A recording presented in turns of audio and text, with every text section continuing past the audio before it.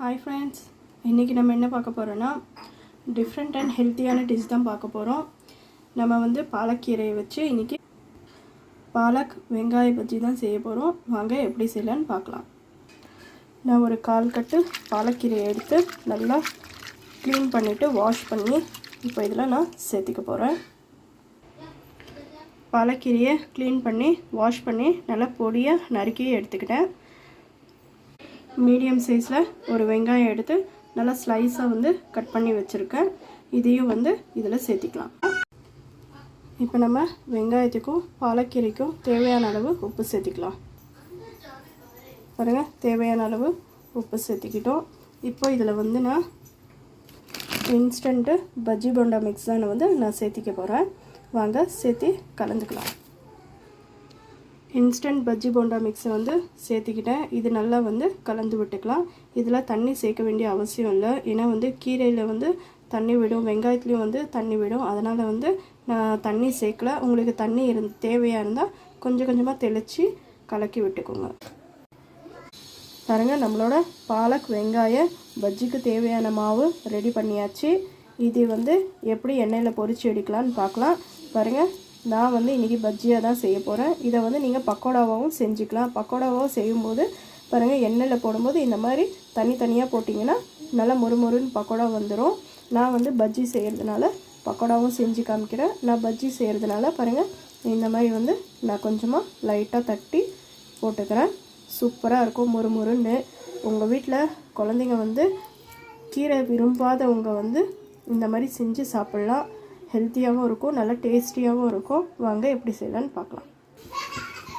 அடுப்பு ஆன் பண்ணி கடாய் வச்சு தேவையான அளவு எண்ணெய் ஊற்றிக்கிட்டேன். எண்ணெய் நல்லா ஹீட் ஆகட்டும். ஹீட் ஆனதுக்கப்புறம் நம்மளோட பாலக் வெங்காய பஜ்ஜி எப்படி செய்யலான்னு பார்க்கலாம். எண்ணெய் நல்லா ஹீட் ஆகிடுச்சு. நான் செஞ்சு வச்சுருக்கிற மாவு வந்து கொஞ்சம் கொஞ்சமாக எடுத்து பஜ்ஜி மாதிரி நல்லா தட்டி இதில் சேர்த்துக்க போகிறேன். பாருங்கள், இந்த மாதிரி தட்டி எண்ணெயில் விட்டுற போகிறேன்.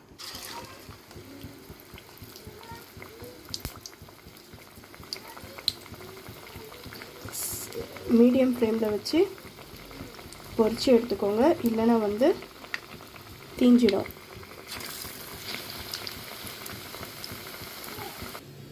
பாருங்கள், நம்மளோட பாலக் வெங்காய பஜ்ஜி ரெடி ஆகிடுச்சு. எவ்வளோ சூப்பராக ரெடியாக இருக்குது பாருங்கள். அப்படியே மொறுன்னு இருக்குது. நீங்களும் இதை வீட்டில் கண்டிப்பாக ட்ரை பண்ணி பாருங்கள். இப்போ நம்ம வந்து பாலக் வெங்காய பக்கோடா எப்படி செய்யலான்னு பார்க்கலாம். பாருங்கள், அதே மாவு தான், அதே எண்ணெய் தான். ஆனால் வந்து அதில் பொரித்து எடுக்கிற விதம் மட்டும்தான் மாறுது. வாங்க பார்க்கலாம். பாருங்கள், அதே எண்ணெயில் பாருங்கள் நம்ம செஞ்சு வச்சுருக்க மாவை எடுத்துக்கிட்டேன். பாருங்கள், இந்த மாதிரி வந்து தனித்தனியாக இந்த மாதிரி போட்டு எடுத்துக்கிட்டிங்கன்னா நம்மளோட பாலக் வெங்காய பக்கோடா சூப்பராக ரெடி ஆகிடும். பாருங்கள், எண்ணெயில் போட்டதுக்கப்புறம் இந்த மாதிரி வந்து எடுத்து இந்த மாதிரி கிளறிக்கிட்டே இருங்க. அப்போ தான் வந்து ஒன்றோட ஒன்று ஒட்டாமல் நல்லா மொறுன்னு வரும். ஒரே மாவில் 2 டிஷ்ஷு செஞ்சுட்டோம். பாருங்கள், எவ்வளோ சூப்பராக வந்திருக்கு அப்படின்னு சொல்லிட்டு நம்மளோட பக்கோடா. பாருங்கள், ஒரே மாவில் நம்மளோட ஹெல்த்தியான எவ்வளோ சூப்பரான டிஷ் வந்து ரெடி ஆகிருக்கு அப்படின்னு சொல்லிட்டு நம்ம பாலக்கீரையை வந்து இப்படியும் செஞ்சு சாப்பிட்லாம். பாருங்கள், பாலக்கீரை வெங்காயம் சேர்த்து எவ்வளோ சூப்பராக ரெடி ஆகிருக்கு அப்படின்னு சொல்லிட்டு உங்கள் வீட்லேயும் வந்து கீரை வந்து விரும்பி சாப்பிடாதவங்க இருப்பாங்க. இந்த மாதிரி செஞ்சு கொடுங்க, விரும்பி சாப்பிடுவாங்க, மறுபடியும் கேட்டு வாங்கி சாப்பிடுவாங்க. பாருங்கள், நம்மளோட பாலக் வெங்காய பக்கோடா, பாலக் வெங்காய பஜ்ஜி எவ்வளோ சூப்பராக இருக்குது அப்படின்னு சொல்லிட்டு மறக்காமல் நீங்களும் இதை வீட்டில் கண்டிப்பாக ட்ரை பண்ணி பாருங்கள். ட்ரை பண்ணி பார்த்துட்டு நம்மளோட ரெசிபி எப்படி இருந்தது அப்படின்னு சொல்லிட்டு கமெண்ட் பண்ணுங்கள். மறக்காமல் லைக் அண்ட் சப்ஸ்கிரைப் பண்ணுங்கள். தேங்க்யூ.